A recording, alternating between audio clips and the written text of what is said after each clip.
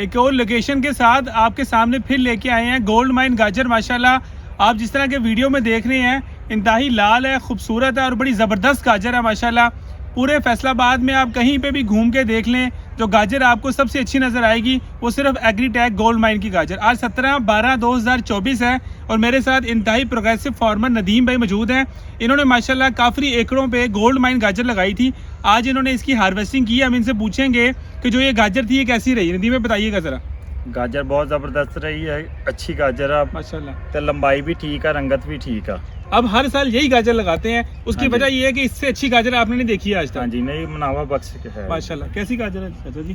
ठीक है जी, गाजर बहुत बढ़िया गाजर है जी, खूबसूरत माशाल्लाह। हम आपको गोल्ड माइन की फील्ड्स बार बार दिखाएंगे क्योंकि इस तरह की गाजर आपको और कहीं पे नजर नहीं आएगी। इसी वजह से हम कहते हैं ग्रीन गोल्ड जिंदाबाद।